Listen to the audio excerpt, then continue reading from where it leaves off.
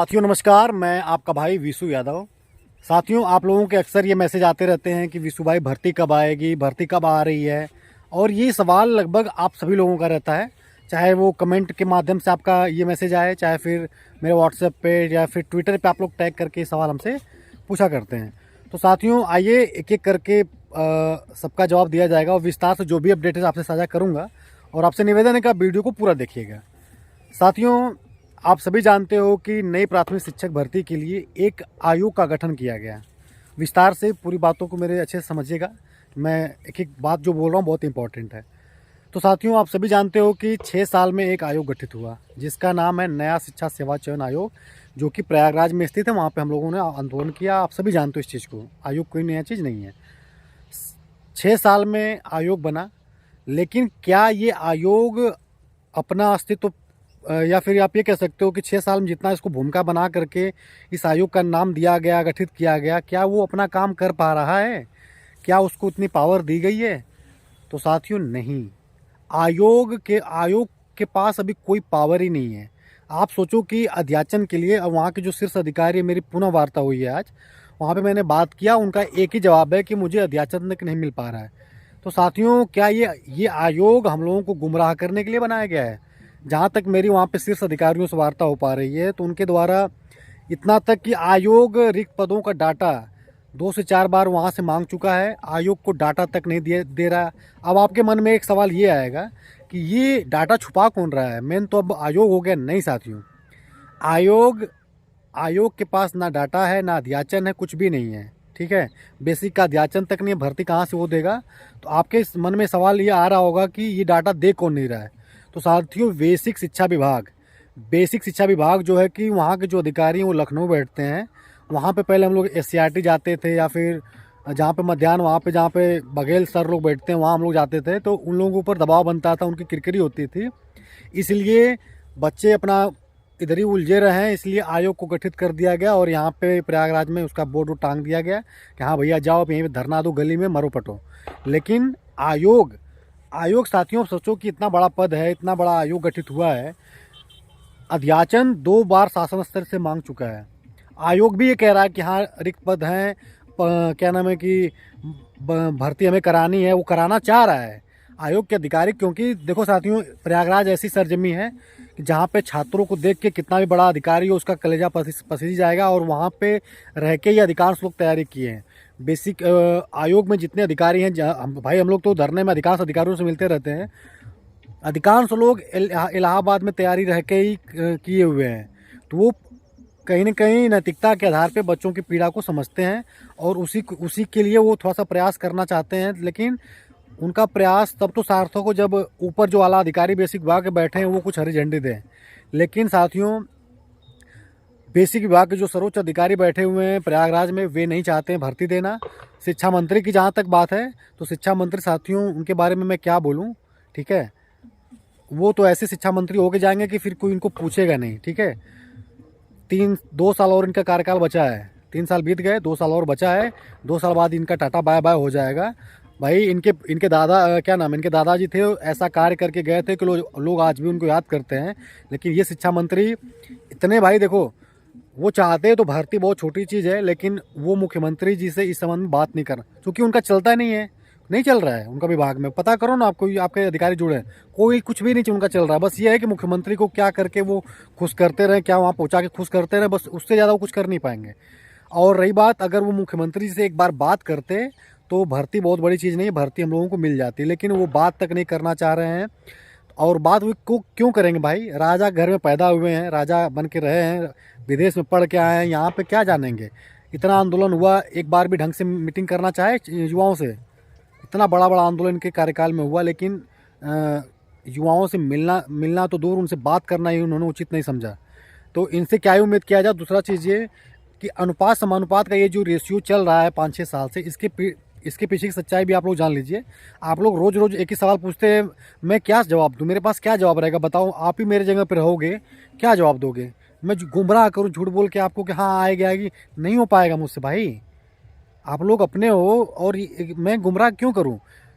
आप लोग जब ज़्यादा मैसेज करते हो मैं यही बोल देता हूँ कि देखो TRE 4 आ रहा है बिहार में, वहाँ पे निकलो। क्योंकि यार देखो, गुमराह ना मैंने आज तक किया आप लोगों को, ना जो सच होता है मैं जानता हूँ चीज़ों को। अभी देखो मैं गोरखपुर गया था, मुख्यमंत्री जी से मुलाकात किया था। उन्होंने कहा था कि महाकुंभ के बाद अध्याचन एक्सेप्ट हो जाएगा। अभी देखिए 1 हफ्ता पहले फिर से अध्याचन के लिए आयोग ने रिक्वेस्ट किया है, वहाँ पे भेजा है, अभी तक एक्सेप्ट नहीं हुआ है भाई। अब उसमें भी कुछ लोग कहते हैं कि आप गए थे तब भी कुछ नहीं हुआ। अरे भाई मैं गया था, मैं प्रयास करता हूँ। प्रयास करना कोई गुनाह है क्या? है तो भाई राइट है ना। आप ही लोग जब ज़्यादा तनाव, आप लोग को ज़्यादा मैसेज आते हैं तो कुछ ना कुछ करते रहते हैं हम लोग। तो मैं गोरखपुर गया, मुख्यमंत्री जी जो बोले मैं आपसे साझा किया हूँ। और कौन सा मैं अब मीडिया बोल रहा हूँ, कैमरे के सामने बोल रहा हूँ। अगर कोई बात छूट जाएगी क्लेम करिए आप लोग, लेकिन साथियों क्या प्रयास करना भी गुनाह है? अब मुख्यमंत्री जी उस बात से मुँह करते हैं तो उनकी युवाओं के प्रति ये सोच होगी। हम तो अपना प्रयास कर रहे हैं भाई। उन्होंने कहा कि महाकुंभ के बाद अध्याचन बेसिक के अलावा भी और विभागों के, चाहे जो लेखपाल भर्ती हो, चाहे माध्यमिक की हो, TGT चाहे जो भी हो, उन्होंने कहा कि बेसिक के अलावा भी बहुत सारे अध्याचन के लिए सरकार को आए हैं प्रस्ताव। महाकुंभ के बाद उसको एक्सेप्ट कर दिया जाएगा, उसके बाद भर्ती की प्रक्रिया आगे बढ़ेगी। मैं आज भी इस बात पे खड़ा हूँ, मैं भाग थोड़ी रहा हूँ। मुख्यमंत्री जी के ये शब्द थे, ठीक है। लेकिन महाकुंभ तो बीत गया, आप देखिए कब तक एक्सेप्ट होता है। और एक चीज़ साथियों, अगर अध्याचन एक्सेप्ट हो जाता है और कुछ जिम्मेदारी अगर मिल जाती है आयोग को, तो हम लोगों के पास इतना संख्या बल है कि हम लोग आयोग पे वहीं पे धरना गाड़ दिया जाएगा अनवरत। और वहाँ पे अनवरत धरना होगा आयोग पे। और जब तक भर्ती नहीं आएगी तब तक हम लोग वहाँ से हिलेंगे नहीं भाई। प्रयागराज युवाओं का गढ़ है, इतना हम लोग में सामर्थ्य है, हम इतना अपने में सामर्थ्य है, टीम पे अपने इतना भरोसा है, कितने बच्चे वहाँ बैठ जाएंगे, अध्याचन आने के बाद बैठा दिया जाएगा कि सरकार को झुकना वहाँ पे झुकना ही पड़ेगा। लेकिन अभी तक अध्याचन ही नहीं मिला। हम लोग आयोग पे क्या कितना दबाव बनाए? बेसिक विभाग के 3-4 अधिकारी हैं, सर्वोच्च अधिकारी हैं, जो कि लखनऊ बैठते हैं। और मैं दावे के साथ एक बात कह सकता हूँ कि जब तक वो हैं, जब तक वो अपने कुर्सी पर बैठे हैं, तब तक ना तो DLED BTC टेट स्टेट पास नई शिक्षक भर्ती का इंतजार कर रहे युवाओं का भला होगा, ना फिर जो 69,000 शिक्षक भर्ती में जो आरक्षण घोटाला हुआ है उसका भी ना वो क्या नाम है गुजारा होने देंगे, ठीक है। क्योंकि उनकी बहुत बड़ी भूमिका उसमें रही है। और जब तक वो हैं पद पे कुछ भी नहीं होने वाला है। और उनका पता नहीं कितना सरकार पे कब्जा है कि सोचिए कि घोटाले मुद्दे पे इतना किरकिरी सरकार का हुआ और 69,000 भर्ती वालों ने इतना किरकिरी किया, विपक्षी पार्टियों ने घेरा, लेकिन वो अधिकारी अपने पद पे बने रहे। क्या कोई सरकार की मजाल कि उनको उनके ऊपर कार्रवाई कर दे? भाई इतना बड़ा आरोप लग रहा है, जांच तो बैठनी चाहिए। लेकिन नहीं, उनका प्रमोशन होता गया और प्रमोशन हो रहा है, पद से हटे तक नहीं। वरना योगी जी के कार्यकाल में तो यही होता है भाई कि अगर किसी अधिकारी के ऊपर आरोप लगते हैं तो कुछ नहीं तो उसको पद से तो वहाँ तो हटा ही दिया जाता है कि मामले उसको शांत करने के लिए। लेकिन कुछ भी नहीं हुआ और आज 6-7 सालों से वो अपने पद पे बने पड़े हैं। और अनुपात समानुपात की जो रेशियो का परंपरा चल रही है उसको बढ़ाते चल रहे हैं। वो अपने पद पे बने रह गए, शिक्षा मंत्री तक बदल गए। सोचिए आप कि इसके पहले सतीश द्विवेदी जी शिक्षा मंत्री थे, उनके समय में भी वही अधिकारी उस कुर्सी पे बैठे थे, आज भी। और देखिए अगर आगे तक कब तक रहते हैं भाई ये लोग, और जब तक ये लोग रहेंगे तब तक हम लोगों का भला होने वाला नहीं है। और यही साथियों अपडेट है। और क्या आपसे साझा करूं? आप बार बार एक ही सवाल करते हो, मेरे पास कोई जवाब नहीं होता साथियों। मैं भी चाहता हूं कि अपना प्रयास यही था, इंसान अपने ऊपर मुकदमा सब कुछ किया, झेल रहा है, लेकिन प्रयास यही था ना कि आपको एक भर्ती यूपी में आ जाए, यूपी में भर्ती आ जाए, हमारे भाई बहन सेलेक्ट हो जाएं। हम लोग का भी एक सपना हो, हम लोग भी इतिहास में कम से कम ये खुशी के पल अपने देख पाते कि हम लोग जिस लड़ाई को लेकर के चले, जिसके लिए हम लोग कोई लाठियाँ डंडे खाए, मुकदमा तक झेल रहे हैं, उस लड़ाई में हम लोग सफल हो गए। इससे ज़्यादा हमारे लिए खुशी किसी चीज़ की नहीं होगी। लेकिन साथियों हम लोग का सपना अभी भी अधूरा रह गया और इसमें हम लोग की कोई गलती नहीं है। सरकार डबल इंजन की है, डबल इंजन की सरकार होने के बावजूद भी हम लोग को इतना प्रताड़ना झेलना पड़ रहा है, तो कहीं ना कहीं ये बहुत ही बदकिस्मती है। आप देख लो, बगल का ही राज्य है बिहार, नीतीश कुमार जी लगातार नियुक्तियों पे नियुक्तियां देते जा रहे हैं। आज खुद उन्होंने पता नहीं कितना 57,000 कितना के करीब उन्होंने नियुक्तियां दिया है। और 9 तारीख को फिर TRE 3 वालों को ज्वाइनिंग कराने जा रहे हैं, वो नियुक्ति पत्र बंटने जा रहा है 9 तारीख को। उसके बाद ये भी सूचना मिल रही है कि TRE 4 का भी घोषणा वो उसी मंच से करने वाले हैं। तो ये बिहार का दिख रहा है, हरियाणा का दिख रहा है, रीट राजस्थान का दिख रहा है, दिल्ली का दिख रहा है, हर जगह का दिख रहा है। यूपी में सिर्फ सुनने को ये है कि 1 ट्रिलियनियर कितना इकोनॉमी हो गई, ये हो गया, दिस दैट। आखिर पैसा जा कहाँ रहा है भाई साहब? हम लोगों को तो धर्म के नाम पे इस प्रकार गुमराह किया गया है कि अगर हम लोग कुछ बोल दें तो देशद्रोही हो जाएंगे, सनातन विरोधी हो जाएंगे, दिस दैट, ठीक है। लेकिन उस धर्म की आड़ में हम लोग के मुद्दों को दबाया जा रहा है, तब बोलना पड़ता है। हम लोग भी जाते हैं गंगा जी में स्नान करते हैं, टीका माथे पर लगा करके पूजा करते हैं, पाठ करते हैं, लेकिन उसकी आड़ में हम लोगों के मुद्दे, हम लोग का मुद्दा कहाँ गया? 1 ट्रिलियन इकोनॉमी हुई है, इतना इतना पैसा अगर राज्य के पास आया है तो युवाओं का भला क्यों नहीं हो रहा है? 7 साल से अपनी डिग्री लेकर के हम लोग क्यों घूम रहे हैं?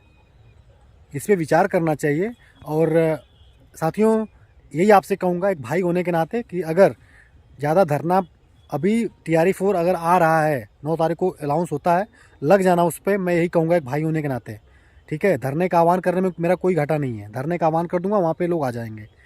लेकिन मैं आपसे एक भाई के होने के नाते कह रहा हूँ कि अगर TRE 4 का घोषणा हो जाता है तो आप लोग TRE 4 में भरना, और जितने हमारे भाई निकल जाएँ, कम से कम हमारा परिवार अगर नौकरी में रहेगा, डिलेट परिवार, तो कहीं ना कहीं अगर आप रहोगे, आप मजबूत रहोगे तो हमारा पूरा टीम मजबूत रहेगा, सर्कल मजबूत रहेगा। अब देखिए टीम बना, आज के डेट में बहुत सारे हमारे साथी KV में चयनित हैं, कोई यूपी में है, कोई UPSI में है, कोई बिहार में। तो ऐसे हम लोग की कड़ी मजबूत होती रहेगी। तो अगर BPSC TRE 4 का घोषणा होता है तो उसमें आप लग जाना, ठीक है। बाकी यहाँ पे प्रयास जारी है। अध्याचन एक्सेप्ट हो जाता है तो उसके आगे हम लोग पूरा क्या क्राइटेरिया रहेगा, क्या उसके आगे की रणनीति रहेगी, साझा होता रहेगा। बाकी साथियों, आगे कुछ प्लान बन रहा है, हम लोगों का बातचीत चल रही है। धरने का अगर आह्वान करने की बात आती है तो वो भी आप लोग कमेंट के माध्यम से बता देना कि कौन कौन लोग तैयार हो। क्योंकि साथियों देखो, हम लोग की टीम के अधिकांश साथी कहीं ना कहीं बहुत सारे चयनित हो चुके हैं।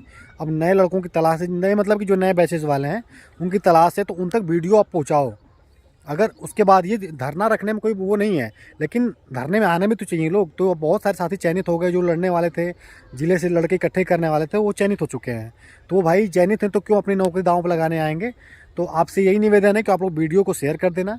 बाकी साथियों, कोई अपडेट रहेगी तो आपको बताना, पूछना नहीं पड़ेगा, आप तक पहुँचता रहेगा। बाकी आपके कोई सवाल हो तो आप कमेंट कर देना, मैसेज कर देना, आपके सवालों के जवाब मिलते रहेंगे। Thank you so much. एक बार पुनः अपील कर रहा हूँ कि इस वीडियो को आप हर डिलेट ग्रुपों में शेयर करिए, ठीक है। Thank you.